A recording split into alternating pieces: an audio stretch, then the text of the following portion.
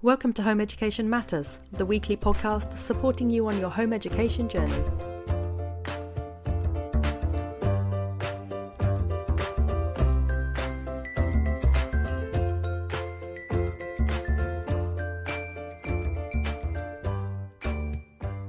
Hello and welcome to Home Education Matters, and today we're going to be talking about biology, and we're primarily focusing on biology at Key Stage 3 and Key Stage 4. So this is pretty much sort of the run-up to IGCSE biology.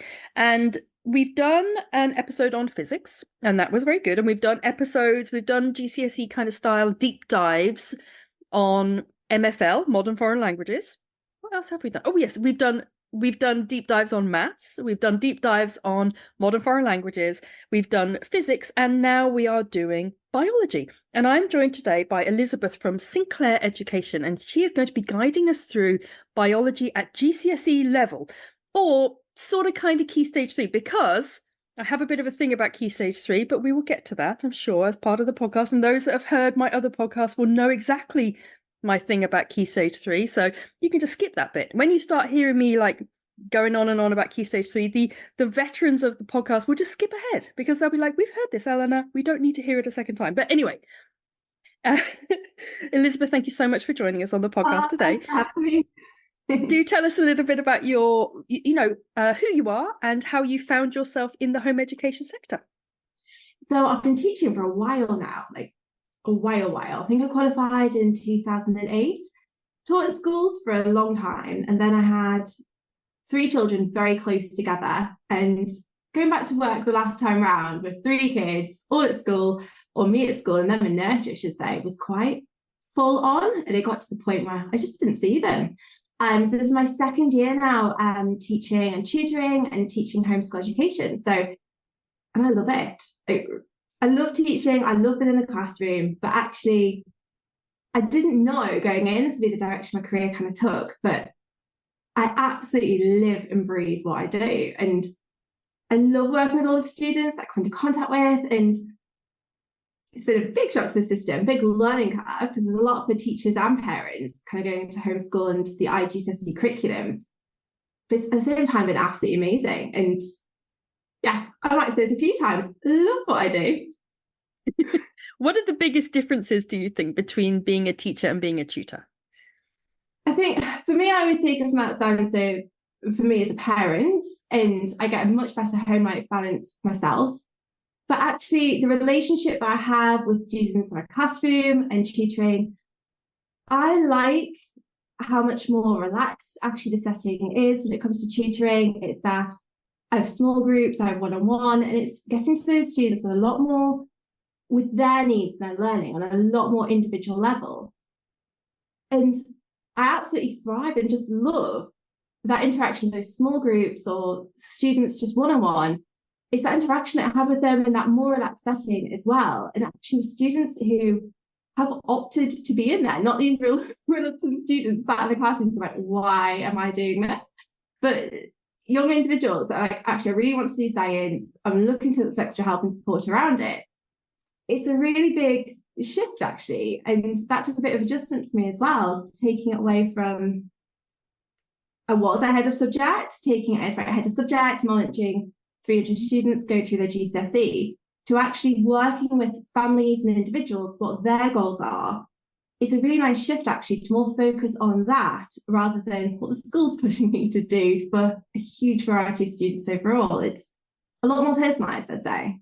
Yeah, and actually it's funny you say that, because a friend of mine is she's just trying to recruit a further maths A-level tutor, and she said, oh, we had this guy and he was really good, but he just didn't deliver the content quick enough for my daughter, so we're going to try someone else. And I said, whoa, just tell him to deliver the content quicker, because that's the beauty of being a tutor, is that you can sort of say to your tutor, okay, these are the things I want to focus on, this is the way I want you to kind of like the general kind of vibe of the lesson.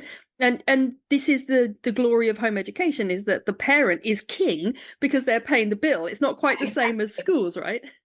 Oh, it was a definite shock to the system when I first started. So like, no, it was that moment of like, no, I'm the expert, listen to what I say. But actually, it's that relationship between the family and the tutor to work towards that common goal. I can guide and advise, but also I think it's a really nice position for families and students to be in, where they're empowered to start to make decisions around, actually, I'm really interested in this topic, so let's go and follow it in that direction, rather than be tied to the curriculum, right, we're going to do this topic followed by this order. I love that flexibility where we can have those discussions. There's a certain key area that students are clearly really interested in, like, well, actually, let's go and dive into that actually in a bit more detail, rather than being bound to, oh, let's go through in here.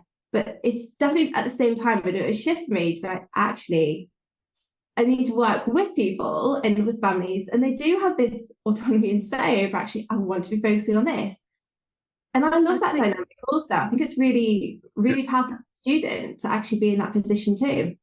I think this idea about experts and positioning yourself as an expert is a really interesting one, because when I first started this podcast, I knew I wanted to do subject-specific deep dives for GCSE level. So basically guiding us through the different curricula, GCSE versus IGCSE, revision tips, that kind of thing. I knew I wanted to do that. And I thought, what I'll do is I'll bring in tutors to do that, because that made the most sense to me, right? Because as you say, you're the expert on the subject. And this is something that I've continued to do. However, my home education part of me sometimes thinks, like, is this right for a home education podcast? Because in home education, the parent is the expert. That's the whole point. And in actual fact, in large swathes of home education, the child is actually the expert. And so there isn't this kind of putting yourself in the role of expert. It's almost like you just facilitate your child. Exactly that. And I take that role now as just that, a facilitator, that I have that knowledge and expertise where I can give advice, but also I'm not the one directing it either. I'm here to support, and I love that position.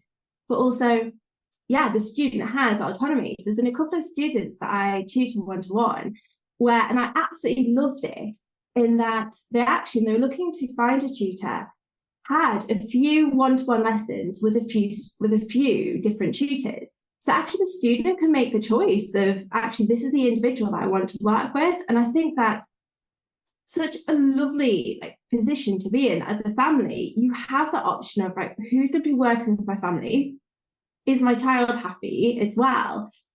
And I think that leads to much better relationships as well, rather than me always sometimes feel like, I'm holding this person hostage, they've been forced to do this lesson. It's not, actually, they really wanted to study the subject.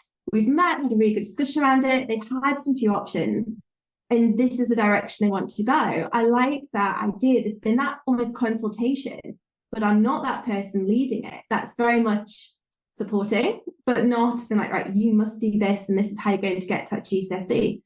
It's that nice flexibility around the home education, is that it's your subject you study. It's up to you when you want to sit that exam. Do you want to do it early? Do you want to do it, delay it a little bit? There's that, it's more fluid, but also in that case of, you get more choice, which, I think it's a really nice position to be in. And I've really enjoyed the last couple of years being part of it. I think a lot of parents, when they look at tutors, they don't, they're not kind of rigorous enough because of a certain amount of, we are conditioned into believing that the teacher is the god, and that parents aren't ever going to be able to do it as well. And so I think sometimes when home educators recruit tutors to help them, they're not sort of like strict enough. Like, for example, I always say to parents, home educating parents, try a few tutors, see which your child likes, and don't feel bad about saying, do you know what, you're lovely and it's great, but my son just wasn't liking it. He preferred someone else. The right combination. And there's nothing personal in that. It is, you need the best tutor. There are so many wonderful tutors out there. I'm a dream tutor for some people. Others will not get along with me. They find like, no, she winds me up. But it is that case of there's different personalities and how that meshes and melds together. And actually, if you get the right tutor fitted for that right student, you get a really nice position where there's that trust that's kind of built in, but also you've got that relationship also where you can have that knowledge and understanding about what's working best, how we're going to make the progress that they want, and actually would be in line with their abilities and where they're at. One thing I wanted to ask you, and we are honestly, for anyone listening, I'm a terrible waffler, but I think it adds context to the podcast. But we are going to get onto biology in a minute. But one thing I wanted to ask you about was, do you think that when you when you tutor a home educated child, that you have a different kind of responsibility because you're often their single point of contact for that subject? So, for example, if they're my son, for example, he may want to do physics at university. Now, his physics tutor that he's had since he was 14, she knows that she is basically his route into university because she is his only teacher for that subject. Whereas in a school, you might have different teachers, they might come and go. Whereas for you, it's just you, right? Holding, being held responsible for that one subject. I think there is a bit of a difference for me in that I was head of department. So actually, I have come from a culture in which I was actually responsible for 300 students. There was that case of a couple didn't do as well, or that rigor around the right tier of entry that actually did come down to me. So I think for me, I'm coming from a slightly different perspective because I led a lot of students all in one go. So for me, I feel actually now, because I know the students, the families, and it is actually, I know the families, I'm working for families, that I actually probably do feel more pressure working for a smaller number of families than I did for that massive department of 300 students in a cohort going through. Because you do, like you say, you've formed that relationship, you've known them, you've worked with them for a long time, and you are literally the only person that they are going to see between then and when they get into university. I feel that pressure to an extent sometimes with students doing A-level, but then at the same time, they're off, they're going to classes, they have that combination of the two. While I think I hold myself to a pretty high standard most of the times I'm going through, but there is that constant idea of, right, actually, do I know exactly where they're at? Am I checking it? And it is that you do need to be quite proactive with yourself, because it's not someone saying, right, we need to do this department, and this is where we're at. It's actually that constant self-questioning for myself that I'm going through. Do I know exactly where they're at? In a more relaxed way, actually making constant little assessments of that. But it has been an interesting shift for me, because I thought, oh, fine, like I've led departments, I've been ultimately responsible for hundreds of children. But it's definitely different when you're going through with families and no, right, I can't think, right, I've taught the student for a few years, but they've had other teachers in the mix. Like, this is their biology, we're off, we're going. This is I'm responsible for their journey all the way through. So you're definitely right that there is that, but tutors, there's a real responsibility there. And I think I enjoy that aspect of it. But at the same time, it is that responsibility that you are always second guessing. And when I say second guessing, but always double checking yourself. Have I got this assessment right of where they're at? So advising them in the best way of where they're coming at and what's happening next. Yeah, interesting question at the same time. I think a lot of it, like you say, depends on the tutor's personality as well. Because I mean, my son and my children and I, we've used tutors for mostly the sciences because I'm not great on maths and science. And so we've used tutors for those kind of things off and on since they're about 13, I would say. And some tutors just naturally take it upon themselves to be responsible. You know, they send me the exam dates when they come out on the day the exam dates have come out. They're like, okay, like this is the timeline. They do spreadsheets. They're like, okay, this is when we're going to start our revision. He's working at this grade. She's working at that grade. And other ones I just don't hear from. It's like a big chasm of information. And happening. It's like, it's like tumbleweed blows through my email account when it comes to that tutor. And I have to constantly be kind of like, can I have some feedback? Can I know what's happening? What grade are they working at? And it's very much, I suppose, a different approach to tutoring and just based on different personalities. However, I promise that we are going to now move on to biology, because I could talk about this forever. So my first question, I've got a few things that we're going to be running through. So I'm just going to let our listeners know what we'll be covering, but I'm sure we'll be covering other stuff as well. Yeah. We're going to look at IGCSE versus GCSE, the different exam boards that you can sit. So that's Cambridge, AQA, edXL, that kind of thing. Practicals and the importance of them or not, and how you do them. How you make biology fun. That's my own personal question. Uh, and revision techniques or tips and any resources that Elizabeth might recommend for us. So that's the kind of vague running order. That's what you can expect over the next half an hour or so. So first things first, we're going to launch into IGCSE versus GCSE. So very quickly, for our listeners who may be new to this, IGCSE stands for International GCSE, and it is a GCSE that does not have the practical component that the GCSE sciences have, which is basically when you go into a lab and you get a test tube and you do stuff with your test tube. So that's, well, I mean, that's massively simplifying from a humanities girl there. So yes, so that's the IGCSE versus GCSE. So Elizabeth, tell us a little bit about IGCSE versus GCSE when it comes to biology. In reality, there isn't any difference. Like in the actual running through of, there's different examples and different bits you can pick, but the content of it is exactly the same. The weird thing is that although we phrase it as a practical component in GCSE, which isn't in the IGCSE, there's actually more practical suggested in the IGCSE than there is in the GCSE. The only real difference that there is that to sit the IGCSE exam, you do not need a teacher or a centre to sign a form to say that you've had access to the practicals. That's the only real difference. Well, that is the only difference that's between them. The requirements, that's literally the difference. But when it comes to the exam, I mark for both Edexcel IGCSE and AQA GCSE. There's no difference really even across the exam boards in the way in which the paper is set, the way in which it's assessed. There's no real difference. I think it's with the GCSE, 15% of your questions are practical based. Weirdly, in Edexcel IGCSE, it's around 20%. So actually you get more practical questions on your IGCSE than you do in the GCSE. I feel like I've said the word GCSE a lot. It's after a while when you say a word too many times, it's like it like morphs into a strange substance in your mouth that sounds weird. Have I into that or not? But with the IGCSE, you still need to know the practicals and be able to discuss them. But the only difference is that someone hasn't in a classroom slide say, yes, this person's done the practical. That's the difference. I don't know why that's kind of come about the way it has, in honesty, because actually the rigour after working in classrooms around how those GCSE practicals are run, it's not massively involved. It's just one form for an entire cohort. Yes, they've done it. Let's send that off. But there is no real difference between the Edexcel or the... Why have I put Edexcel into that sentence? There's no difference between the GCSE or the IGCSE.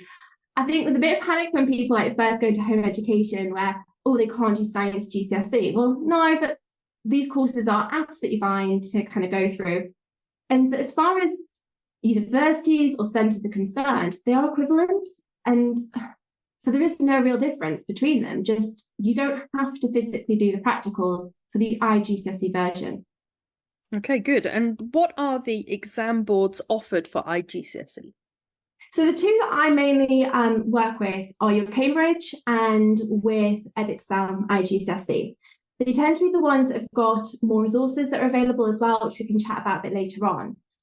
Majority of the students that I work with tend to do the Edexcel IGCSE.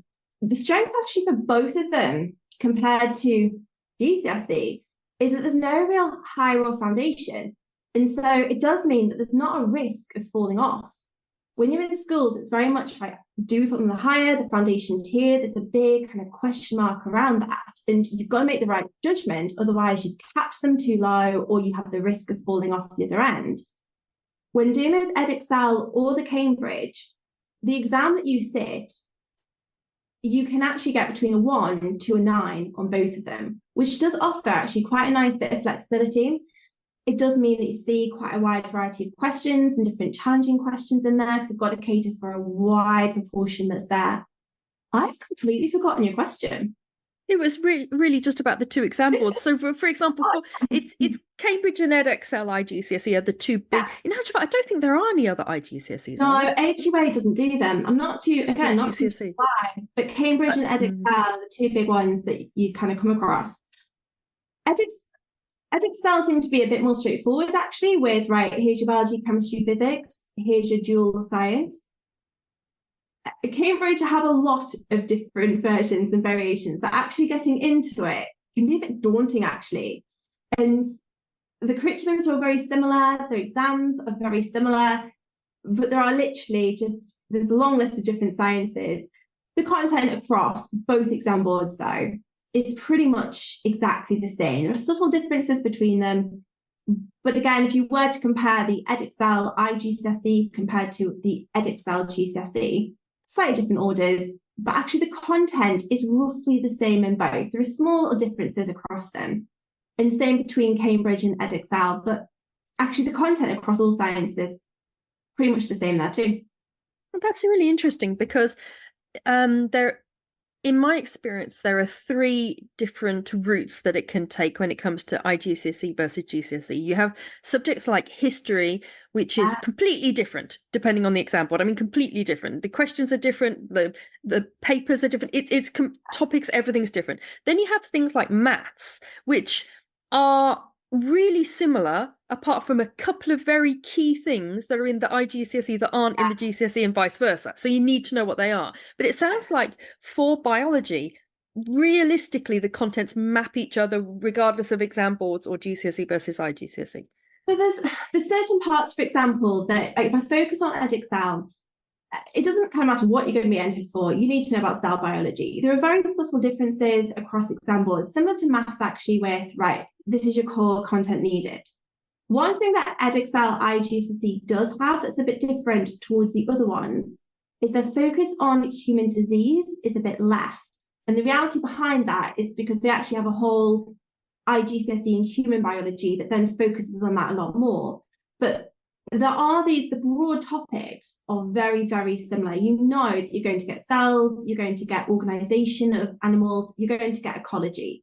They are going to go there. There are differences, but we're talking specification points, like very minor differences and tweaks between them. But the general theme is pretty much consistent across. But it is that case of, I'd always say, when you're looking at resources, have the exam board in mind, because there are going to be those subtle differences that me as a teacher, I'm like, yeah, no, I know which one kind of fits there. That bit's irrelevant for EdXL, GCSE.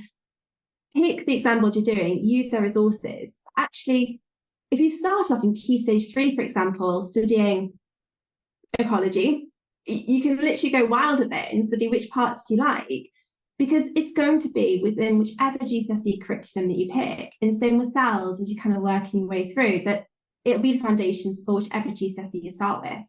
Yeah, and this actually leads me on to my Key Stage 3 rant. So for anyone listening who's heard this, feel free to skip ahead for 5 minutes. But the whole point of Key Stage 3 is that you actually cover the same stuff that you then cover in GCSE. You just cover it in a little bit more depth every time. And actually, biology is one of those, alongside and maths is about the only exception I can think of where you actually learn uniquely new things every key stage. But biology is another of those where you're learning cells and animal cells and stuff really early on, and then you just learn them a bit more, you learn them a bit more, then you learn, and it's this cyclical approach to learning. Cycle, yeah.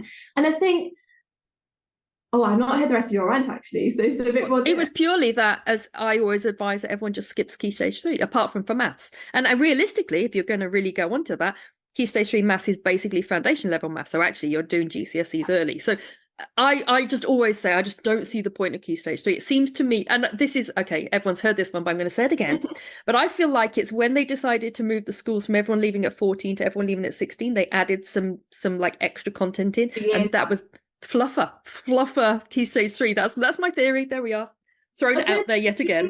It's like there is that case of year 9 in schools. Some people start with GCSE straight off. It's like, right, let's make this purposeful. Let's give ourselves extra time. Then the boss they come in and be like, why have you done this? Well, because the GCSE is massive. We'd like to get started on it, please. Especially for things like geography and history, which have such huge content, I think, at GCSE. They do, but also like for biology as well, you notice that particularly with the biology content, there's not massively more biology content than there would be for chemistry or physics. But if you have a look at the size of a biology textbook compared to the chemistry and physics, they don't half make a meal of it. It's so much thicker. there's not necessarily, if you look at it, it's meant to be the same amount of hours, it's the same amount of content, but I don't know what some of the authors of those textbooks have done. They've really bulked it out as you're like, oh, this looks massive. But I think the nice thing about it, when it comes to, if you're going to do Key Stage 3, yeah, do cells. But actually, I like to more think of it as, don't go too long without revising something. So actually learn it, go back around in your cycle, but actually next time it is that case of like, let's revise it. We'll spend less time on this, but actually revise it. It's a nice model to get yourself into. So I was building curriculums when I had to do Key Stage 3. We did cells in year 7 at the start, cells in year 9 at the start, in year 11. And it was a case of where actually would need to make sure you still need cells from 2 years ago. Let's get revising this. And how here's the bit actually we're going to stretch. But you are right in that I teach a number of students now who are technically in year 8. And what we're more doing as a model is we're going to stagger the GCSE entries, that we're going to do our biology GCSE in the summer of next year. We'll do our human biology 6 months later, and then actually go on to the chemistry and the physics. And so a lot of families seem to be doing different models and using that staggered entry instead, rather than being like, right, let's study biology for 5 years. You would really be studying that for 5 years as you went through. But I've even got some students that, bless, there was a little girl. It was a young girl who was going from year 6 into year 7, who wanted to secure her gap between Key Stage 2 and Key Stage 3. And I ran out of questions for her, and we were using GCSE questions. And she was like, I was doing GCSE questions? Yeah, you were, because actually there is no difference between the challenging questions and some of the Key Stage 3 and GCSE. It's just that only challenge in Key Stage 4 is how much more content and subject knowledge there is to know. And actually, you mentioned about staggering GCSEs and taking them early, and that's something that Home Educate, that's one of the wonderful freedoms about home educating. Biology is a lovely one to take early, because I think if you think about the 4 sciences, if we skip human biology and just think about the other 4 sciences, you've got biology, which, okay, I'm just, this is my one-line description of each science. Biology, which is like a lot of memorizing content. Yeah, it is. Chemistry, which is sort of like maps across a lot to maths, and then memorizing things like balancing equations and stuff, and then memorizing things like things about the periodic table and how different chemicals react to formulae, basically. Then you've got then you've got physics, which is pretty maths heavy, big concepts. It's not always that easy to grasp, quite abstract concepts. And then you have astronomy, which is the hardest maths of all the 4, but probably the funnest content. So, I mean, normally I would say that biology is a good one to start. Chemistry and physics, you want to be taking roundabout when you're doing your GCSE maths, because a lot of the maths is quite similar. Yeah, that's certainly true for the physics as well, because it is, I think of it in terms of percentages. It's that case of, and this is a rough guide, but you're looking at 10% maths in biology, 20 in chemistry, 30 in physics. And so you do see that subtle shift up. And in fairness, if you can do your GCSE maths, you can do your GCSE physics, because there's actually easy maths. Once you've learned the equations, actually well, we're talking biology, but actually when you get into the physics, 30% of your questions are going to be easy maths questions if you're ready for that GCSE maths at that time. So you are right that actually doubling those up is a benefit as you go through. But biology... Do you think that my super simplistic description of biology as basically memorizing lots of content, is that deeply unfair? Or am I just prejudiced against biology? There are lots of skills to be applied within biology. Biology is clearly my favourite. I am very much biased towards it. And it is. This week, because I love maths. It was one of my strongest subjects. Because the fact that 10%-ish of that exam is going to be maths, there is more content actually as a result that's there. And that probably leads back to what I was saying earlier on about the fact the biology textbook always looks the meatiest with the thickest pages out of the lot. It is the most content heavy and fact recall. I think a benefit to it that helps a lot of learners, especially if they're interested in human biology in particular, seems to be one area that students are more interested in, because actually when we're talking about the models and what's happening, it's the idea of actually this is happening to me, there's links to me that sometimes those links and those fact recalls, because there's some relevance to it, makes it easy actually to learn as you're going through. It's my excuse why I'm so rubbish at plant biology. Like beyond just a teacher, it's all right, but you wouldn't want to me to teach at A-level content or beyond. I just lack any interest in it, I think. And that, for me, it means I really have to actively think about what I'm doing when it comes to plants. But university level, GCSE, I'm all right.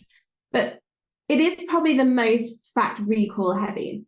The one challenge that does come up with biology compared to chemistry or physics is that where the higher marks come in is the application questions where you get weird contexts.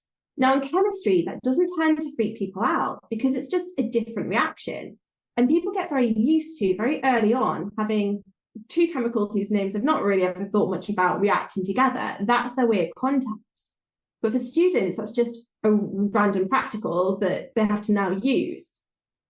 Actually, it all becomes the same context for them. While in biology, there are so many weird diseases, so many conditions, so many different animals that can be mentioned, that where the more challenging questions of application and where contexts come in, the exam board have literally limitless opportunities to throw in some weird disease that you've never heard about and be like, and now I need to talk about this. And that's where sometimes one of the difficulties with biology comes in, because you're right in that there's lots of fact recall to happen. And what does sometimes happen is when people are in the exam seeing these really weird names, like, I've not learned something that I'm meant to learn, and that immediately puts people's backs up and they get a bit freaked out. It's actually an application question. It can happen in chemistry and physics, but there does seem to be in biology this more like, oh my goodness, I haven't learned something I was meant to.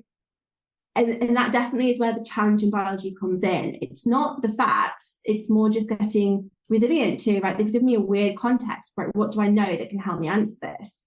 That's not as common in chemistry or physics because, well, in chemistry, there's all these different practicals that's the application they're going to get you with. Biology, they can literally just name anything and get you to run with it. There's a lot of amphibians and hearts. That's where they do tend to do it. They give you a very weird diagram of a heart. And you're like, nope, that is really horrible. But it's going to happen at the same time. There are these, in biology, you've always got an opportunity for a weird question to come around.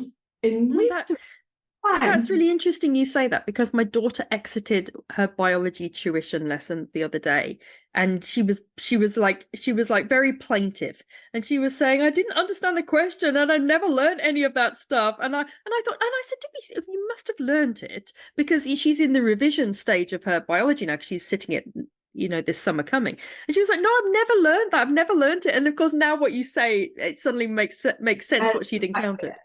I've had so many people leave exams like, you've never taught me about a newt's heart. I'm like, why would I teach you about a newt's heart? Like, of course that happens. And they come out with these weird drugs. You've never mentioned this to me. No, I haven't. But that's not what the question was about. I promise you. It was an application of something we have taught.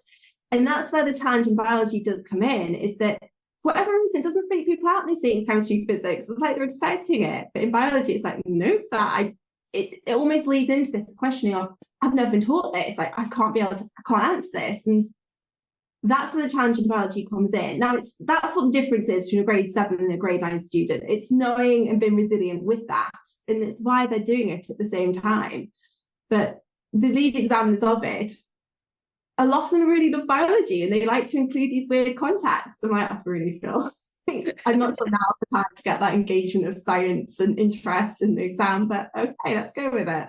Yeah, that's examiners for you, though. They like to put these little hurdles in place. But like you say, this is what differentiates between, a 7, an 8 and a 9 grade, and they have to do it somehow.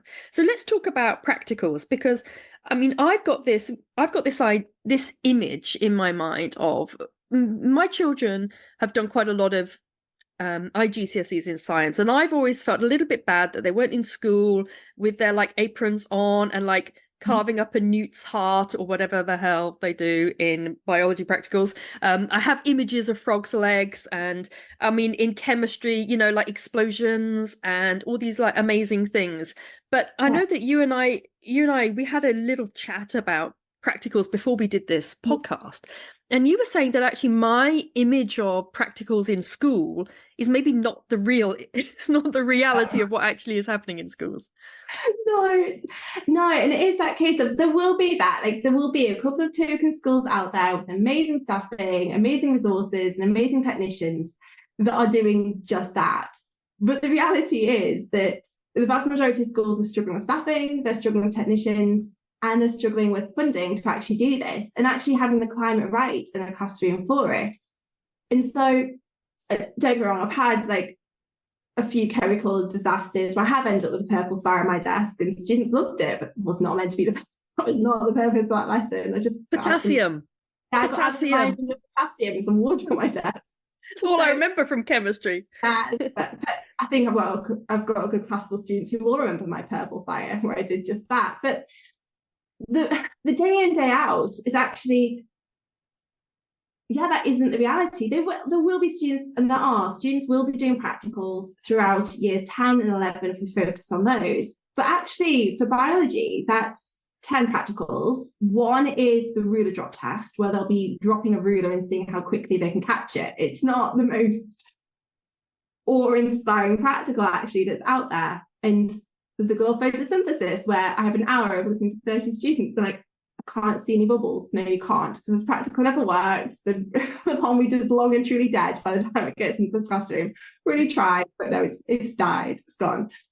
But I think when the GCSEs came about, that actually there's 10 practicals. If I focus on biology, there was 10 practicals there.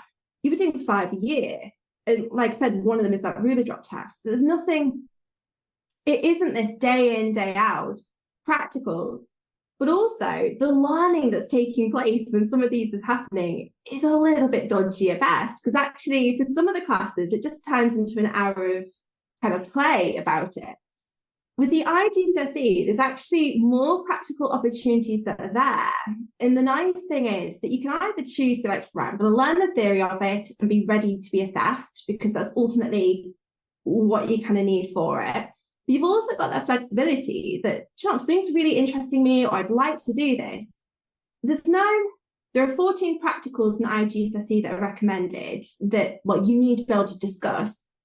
There's no reason why actually they can't be done in the home. Now, you might need some modifications around it, but actually to go through that process of learning the material, so using resources, your tuition, it might be using YouTube videos, learning the practical and how it's meant to run, to then go through a process of actually, right, how am I going to modify this so I can try it at home? And a lot of the materials you need are not particularly expensive. Like for biology, weighing scales and a measuring jug, pretty much half the equipment you're going to need. After that, you're looking at yeast, maybe cells. To actually go through that process of thinking about, right, how am I going to do this at home? It's probably making them learning a lot more meaningful anyway, and making that knowledge a lot more concrete. So my kind of stance as the practicals go is not to be too worried about what's going on in the schools, because, for some of them, practicals just didn't happen for a good 18 months at all. They're only really just getting restarted. But that there's nothing written off at home. There's plenty of things that can be done within, like, I call it like kitchen science or kitchen biology. There's loads of bits that can be done at home. And that research around it, and then actually having a go at it, that knowledge you formed there is so much more secure than being told, right, by a teacher, I need you to go and measure that piece of potato. You're not quite sure why. It's not going to mean much to you, but just go measure that and see if it goes up or down. Actually, well conducted at home, you've got a much bigger opportunity for learning than actually what might be happening in the equivalent of school practicals anyway. That's really reassuring, because I think as home educating parents, we can sometimes worry that we're not exposing our child to enough of the kind of practical science. But what you're saying is that realistically, you can do a lot of the practicals at home. Yeah, because with science itself, it's about forming a question and testing it. Now, that doesn't matter if you're using a conical flask or if you're using a glass that you've used a measuring jug to measure into. You're still making measurements, you're still making observations, you're still forming questions and trying to come up with a method to answer it. I think the nice thing about the groups actually there are around homeschooling is that if you are trying to think about, actually, I really want to go to practical, I've done to think about how I can do it and I can't, is there's loads of parents that are out there, but also teachers on hand who'll give some advice about, right, actually, this is how you can modify it and have a go at it. But those actual fundamental skills that you'd look for in a scientist, it doesn't matter if you're in that lab or if you're at home with your weighing scales and measuring jug, that actually those fundamental skills are there. And I think, yeah, it's moving away from that misconception of I'm kind of missing out on not doing practicals.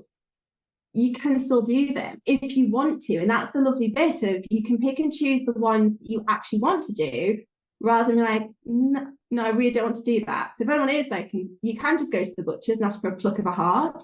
I'm veggie, so I'm not about to go and ask. I'm like, I do not want to do that in my home. But actually, for the vast majority of weird equipment like that, my technician was going off to the butcher's and asking.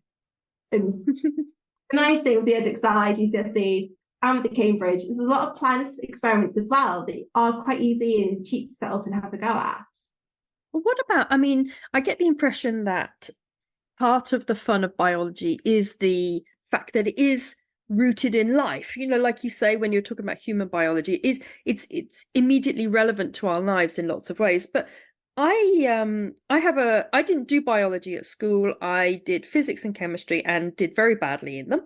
And my perception of biology is based on pretty fraught lessons with my daughter before I got her a tutor, because I realized I was not helping. Realize this is not for me. Yeah, it was not working for me, because if I'd had to see one more animal cell versus plant cell, I would have just thrown the book across the room. So my question for you is, you seem a pretty fun kind of person. So I'm guessing your lessons are pretty fun too. So how do you make biology GCSE fun? So I think it's obviously very hard, like, especially doing group lessons. And that is probably something I need to provide a bit more about. I'll provide guidance to families about, right, actually, if you want to try this at home, this is how you'll do it.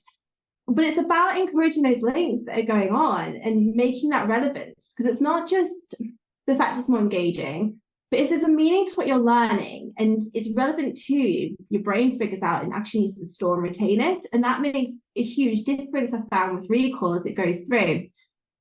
So for me, with those group classes, it is, or just the one-to-one, to be like, right, here's the theory behind it, have that discussion around how we're going to do it, how we'll set it up. And right, actually, here you go, everyone have a go. These are recommendations for how you're going to have a try. And it's encouraging that freedom almost to explore as you're going through with, or actually, I found this really interesting. Let's delve into that in a bit more detail and do some research around that, rather than feeling, right, I have to now, right, we've come to the end of, I'm about to give a horrible example, but cells, and we really enjoyed this part, right, we're going to go to a completely different topic. We can kind of dive and take that through.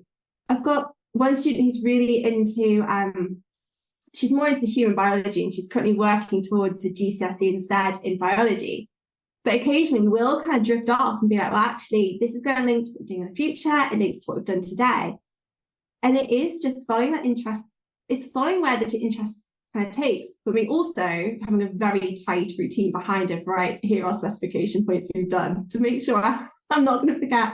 It's exactly the same with home education, in as much as for us as home educators, it's all about harnessing the child's natural curiosity for the subject or whatever their passions are at the time, and linking that in and making it relevant. So it sounds like your approach is exactly the same in that way. One thing I wanted to ask you about, you mentioned about how you can sometimes get caught out when you get into the exam because they're asking questions and you're like, I haven't learned this and I don't know. So let's move on to our next bit, which is about advice for revision. Because is there anything particular with biology that you would recommend when it comes to revising it? Are there things that you need to just memorize? Are there any apps or, I don't know, any sort of like resources online that you think are particularly helpful for revision? How do you structure it? How long do you think children need? That kind of thing. So I think as you're building through, it's that case of you want to give yourself a good few months of actually having time to consolidate and go through and revise what's happened. And also hopefully not get to the point of like 18 months down the line, be like, I've not looked at cells in a year and a half, and actually have that process of re-teaching it. And so I think it is important, no matter how you're kind of working through the curriculum, is to be constantly just making those links back with how does this link to what we've learned before. So hopefully when you get to the revision stage, it's easier.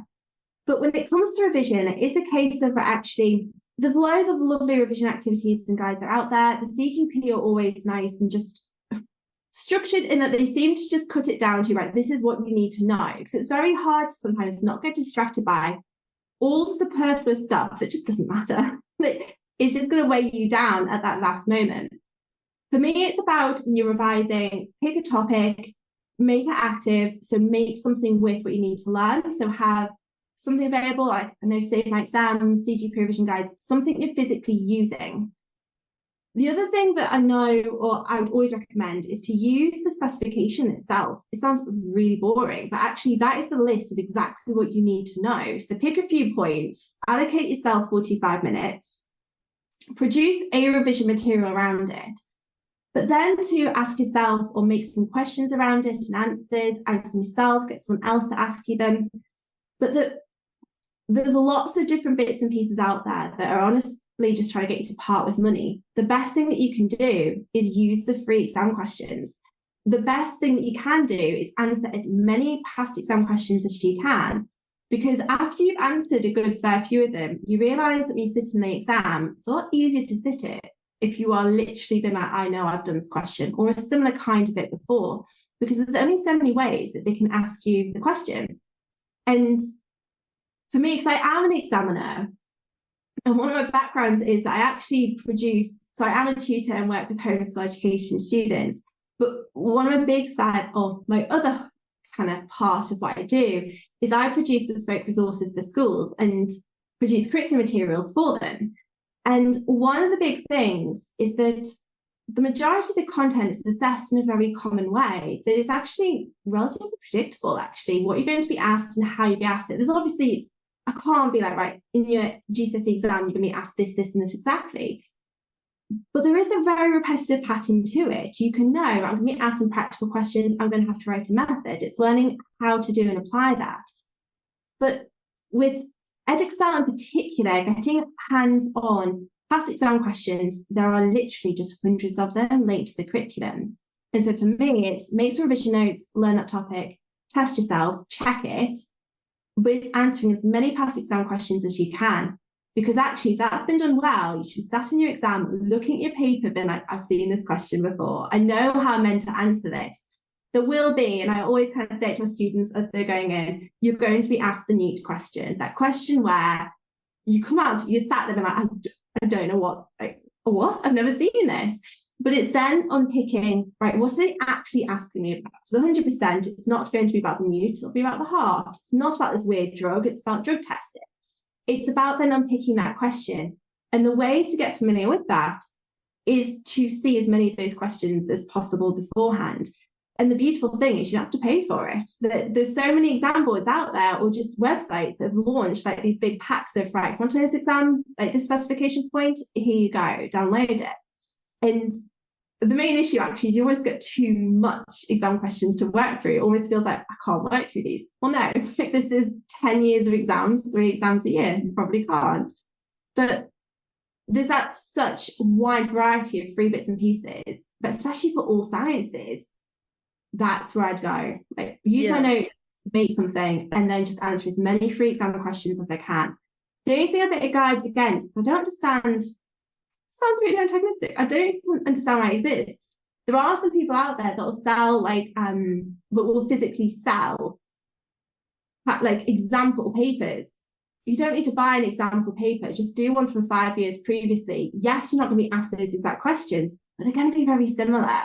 And what's better to do is actually do an exam that's been set by the exam board you'll be doing, rather than a teacher who's like, I think I can write a paper. Well, you probably you can, but it's not going to be actually to the standard that the actual exam board are going to produce. And the lovely thing is, yeah, like I said, they're all free, available, and the most powerful thing you can actually do, but only when you're confident with your topic. There'll be nothing more damaging to be like, right, I've learned this, I'm just going to see what happens to the exam questions without doing a bit of revision first. And it's that bit of, this bite size in particular, I think I'm always biased towards them. It's using places that have already slimmed down that content to, right, you just need to know this. Use that to then produce your own notes and then go on to exam questions and practice. The investments were made, CGP at least were well tested, trialed by loads of people, but there shouldn't be any need beyond that, says the person who sells the teaching resources. And tuition. You're doing yourself out of business here, Elizabeth. But I do completely know what you mean, because we actually did a podcast recently on using exam papers for revision, and this is predominantly what I've done when we've self-studied. Is we've had the textbook and then we've done exam papers, and we've supplemented it with a bit of stuff from Teachers Pay Teachers, a bit of stuff from TES resources, a bit of stuff from YouTube. I think we did Science with Hazel, some of her YouTube videos. So there are things out there. So what are your main sort of tips for free resources? You mentioned Bite Size, and you mentioned, what else did you mention? So Save My Exams, I think they definitely try and get a bit subscription free, but I've managed to, as of yet, go in and out to occasionally swap a bit of A-level chemistry, and I've managed to, you can get a lot of information there. And actually, there's, I think, a small subscription, but also you don't need to actually, to access a large proportion of it, pay anything at all. But again, the YouTube channels, I particularly like Cognito, actually, for science. What's it called? Cognito. Cognito. Cognito. They, I think, do like worksheets alongside that you can buy along with. The tricky thing is that actually for the IGCSEs, there's not YouTube channels that are just for the IGCSE science. But like I said earlier, the content is so similar across exam boards that actually you can start to use ones for GCSE. Just pick the particular, it is just literally biology topic you're looking for, and loads of really good bits and pieces come up. I've got a lot of students who use Seneca as well, which you can get accounts for. I'd say use it when you come to do your revision, but their exam questions have not been written by someone who actually writes the exams. That actually, what they sometimes give you and what it looks like in the exam are two very different things. And so it does show nicely sometimes that just because it is an educational resource does not mean that they're actually geared correctly for the exam. That's one of the big bugbears actually when it comes to resources that are around for students. But saying that still has its place. It's a good way for getting a good overall range of knowledge before you then test yourself. And it is then where it ends up with 3 exam questions all the way through, because actually that's what we're preparing for. But it's that bit of also, because it sounds quite dull, just exam question, exam question, exam question. Like, it's that little exam factory. But it's not. It is that case of structure revision and just use that as the final resource when it gets to the end. But I think it is just YouTube, Seneca, and Bite Size in particular, to find somewhere that's good and high quality for those notes. But that there are lots of nice bit free out there. And also, I think in those forums particularly, if you do put out a plea for help of I need something here, there are so many people that are willing to point you in the right direction, either tutors themselves or families who are going through it as well. And that's a nice bit around the communities around homeschools. There's so many people that are just there, ready and waiting to be like offering advice and support, which that's true. I'm the worst at social media. The idea that so many people out there are willing to do it, I'm like, I really admire it. It's so well, that nice for me to be. That brings me very nicely to my last question as such, which is that although I say you're sort of doing yourself out of business because you're telling us all about the free resources, I'm sure there are people very good as well, I will say. Yeah.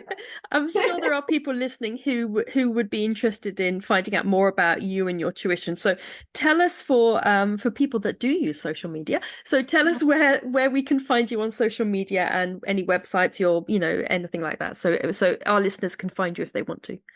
Yeah, so I'm at St. Clair Education on both Facebook and on Instagram. No judgment on me for Facebook. That has been left for a couple of months. But I'm busy teaching. It's been fine. But it's too busy living your life to be on social media. Well, it's that bit. My husband's like, do you actually promote yourself? No. So I just get full and like, so I get very distracted by teaching, I think. That's wrong one. I keep myself busy. But then stclaireducation.com is the website as well. But my New Year's resolution is to get way more on top of my social media. Home educators are big on Facebook because whether we want to or not, that is where home education takes place. So unfortunately, for those of us that don't want to be on Facebook, we kind of have to be, because that's where home education sort of exists. So yeah, it's always good to have a Facebook profile just so that we can link that. But I will put the link to Elizabeth's St. Clair Education website on the notes in our Facebook group. Well, no, I am on Facebook groups as well as Ibby Boxall, so I'm always happy to give advice. I might be slow getting to it. I'm not as, like some people are very proactive as they're going through, which is lovely to see. Like, it's so lovely. Well, thank you so much for coming on the podcast Thanks today for and having guiding us through biology. It's been lovely chatting to you, and look forward to speaking to you soon. me. Bye. Thank you so much for joining us for today's Home Education Matters podcast. See you at the next one. Have a lovely day.